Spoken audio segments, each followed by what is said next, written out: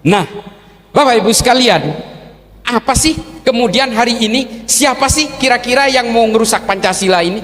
Dan siapa sih yang mau ngerusak NU hari ini? Nih saya terangkan. Dua pilar organisasi di negara ini sudah menyatakan untuk saling bergandengan, terutama dari ormas Islam. Muhammadiyah dan NU ini sudah seiring sejalan. Dua-duanya sudah mengakui, Asobiyah ini sudah diakui, Pancasila sudah diakui sebagai falsafah dasar negara. Muhammadiyah dan NU sudah sama-sama mengakui, meskipun Muhammadiyah agak sedikit terlambat, tapi kemudian dua-duanya bersepakat. Hanya satu Pak yang belum bersepakat, itu salah satu partai politik, dia masih belum mengakui Pancasila. Tapi oke lah, itu tinggalin aja. Tinggalin aja, dan ya kalau bisa ya kesadaran jangan pilih lah. Nah ini kemudian Pak, yang membuat kesadaran terhadap kita adalah bahwa dari berbagai proses ini, perjalanan bangsa ini, kemudian kita menemukan musuh-musuh baru. Musuh-musuh baru itu siapa? Yang ingin menggerogoti Pancasila tapi tidak kunjung berhasil, termasuk komunisme juga tidak berhasil, kelompok NII Kartosuwiryo di Tasikmalaya tidak berhasil. Lalu kemudian muncul musuh baru Pak, yang diekspor dari luar negeri. Yang pertama adalah Ikhwanul Muslimin yang berbasis di Mesir. Ini nama pemimpinnya Hasan al-Banna. Hasan al-Banna ini adalah Ahlussunnah wal Jamaah Pak, tapi kemudian dibelokkan oleh Said Qutb dan Muhammad Qutb, kemudian berubah menggunakan konsep-konsep dari ajaran Muhammad bin Abdul Wahab. Nanti saya bahas.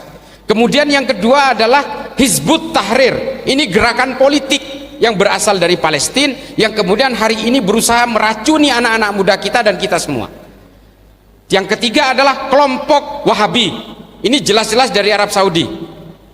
Nah ini yang kemudian menjadi tiga pokok utama yang harus kita lawan, karena tiga-tiganya ingin menumbangkan Pancasila, dan tiga-tiganya ingin menumbangkan NU dan Muhammadiyah, karena NU dan Muhammadiyah dianggap sebagai penopang utama keberlangsungan Pancasila. Ini tiga paket ini Pak, tiga musuh dan tiga paket inilah kemudian yang berusaha ditumbangkan barengan. Jadi mohon maaf kalau di NU sekarang muncul faksi-faksi yang mengatasnamakan NU garis inilah, garis miring, garis putus-putus lah. Nah ini kan sebenarnya upaya pemecah belahan itu. Termasuk di Muhammadiyah juga ada faksi-faksi meskipun nggak kelihatan. Nah ini adalah upaya memecah belah, sebenarnya targetnya adalah Pancasila Pak, tapi jalur pantulnya itu kalau main karambol itu ngebannya lewat NU dan Muhammadiyah. Makanya jangan sampai NU dan Muhammadiyah ini terhasut lalu kemudian rontok perlahan, hingga lama-lama negara ini tumbang perlahan juga. Ini nggak boleh Pak, harus kita perkuat. Teman-teman dari para ulama dari Muhammadiyah perkuat, teman-teman dari NU perkuat Pak, karena ini udah kesepakatan bersama Al-Asobiyah ini. Piagam Madinahnya sudah fix, kita setujui bersama. Negara Indonesia ini kan negara nggak masuk akal Pak, benar-benar nggak masuk akal. 17.000 pulau, coba bayangin, 17.000 pulau, 800 suku, 800 bahasa kurang lebih, ada puluhan agama beserta aliran-alirannya, tapi masih tetap berhimpun menjadi satu negara. Nggak masuk akal Pak. Arab Pak, Arab, sukunya sama, bahasanya sama, agamanya bisa dibilang sama, karena Kristennya cuma 4%. Nggak ada agama lain kecuali Kristen dan Islam. Islamnya itu 96%. Sama semua Pak. Tapi coba lihat, ada Kuwait, Oman, Bahrain, Yaman, Saudi, Yordania. Ini negara perintil-perintil, kecil-kecil negaranya. Kenapa? Meskipun satu suku, satu bahasa, satu agama, mereka nggak bisa bersatu Pak. Nah makanya Pancasila ini, negara Indonesia ini kalau ada di Arab mungkin udah pecah menjadi 25 negara Pak.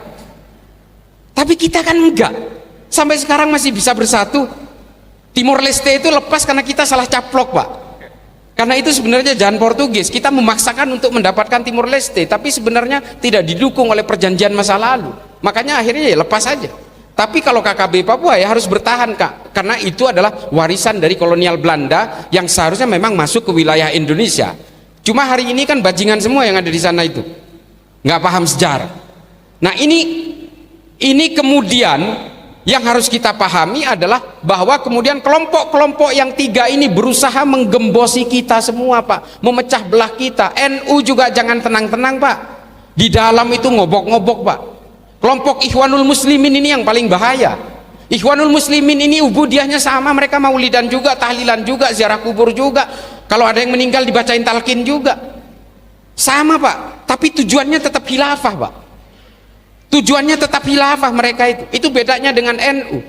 NU nggak punya tujuan politik, Pak. Tujuan politik NU dan Muhammadiyah ini kan tetap menegakkan NKRI dan Pancasila. Udah sesederhana itu aja tujuannya. Tapi kalau yang lain ingin menumbangkan negara ini dikuasai, lalu kemudian semua dihomogenkan paksa. Sama, Pak, Hizbut Tahrir juga. Padahal kalau mau debat soal khilafah, saya layani 7 hari 7 malam nggak pakai makan. Ayo, kita mau bongkar secara historis. Saya selalu menyuarakan tantangan ini, tapi nggak ada yang mau debat sama saya. Saya nggak merasa pinter, nggak merasa hebat, tapi mari kita permainkan literatur yang disediakan oleh Islam. Islam menyediakan semua literatur tentang khilafah itu. Ini sistem politik biasa, Pak. Kelompok-kelompok penggarong Pancasila ini kan selalu ingin membawakan referensi masa lalu sebagai sistem yang paling ideal hari ini. Itu kan teknik lama, Pak, dalam politik.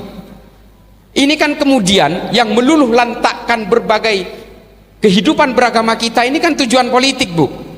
Ini politik semua ini. Makanya saya paling anti sama politisasi agama ini. Orang Islam, orang Hindu, orang Kristen, orang Katolik silahkan berpolitik, Pak, silahkan. Orang Islam juga harus berpolitik untuk mengawal supaya produk-produk politik tidak keluar dari makosidus syariah. Harus, Pak.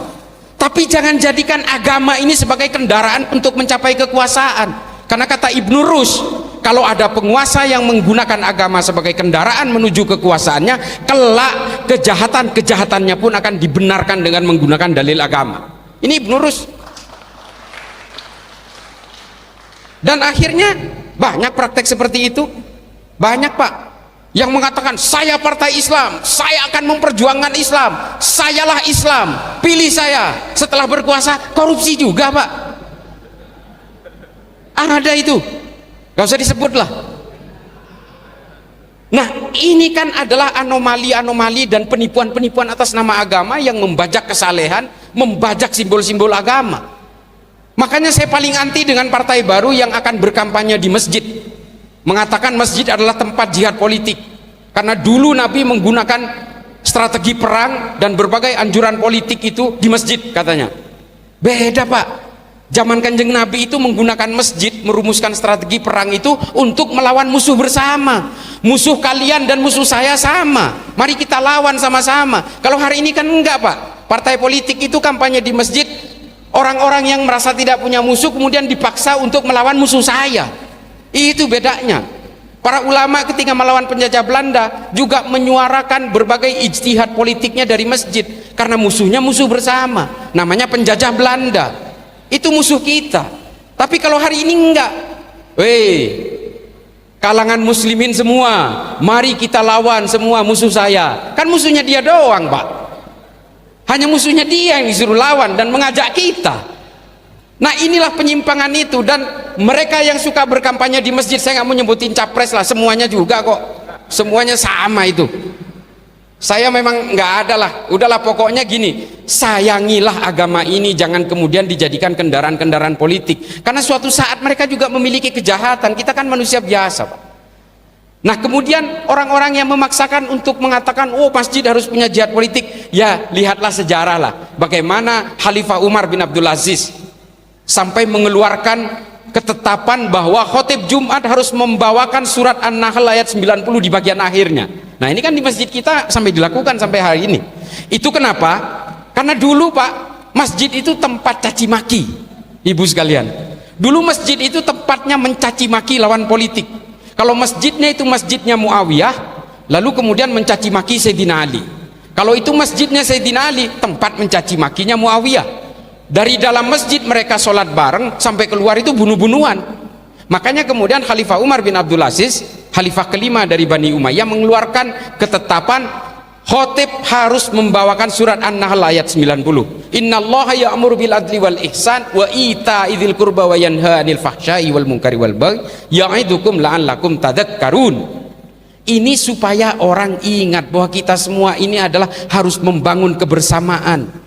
Semua umat Islam, semua umat manusia ini harus saling bekerja sama, saling bergotong royong. Itu maunya Khalifah Umar seperti itu, dan tradisi ini terus dipakai sampai hari ini. Nah, ini mereka ini nggak tahu sejarah itu, bahwa berpolitik di dalam masjid untuk kepentingan-kepentingan kekuasaannya nggak boleh. Kalau menyuarakan kita, misalnya kita diserbu oleh tentara musuh misalnya, oh silahkan Pak, galang kekuatan masjid, kalau perlu kita bagi-bagi senjata di masjid, nggak apa-apa. Kalau memang negara kita diserbu oleh orang lain. Lah ini kan urusan bilik suara Pak, hanya urusan coblos mencoblos ini, cuma 1-2 detik, tapi kemudian kita dibohongi 5 tahun ke depan, kan kita juga nggak ikhlas Pak.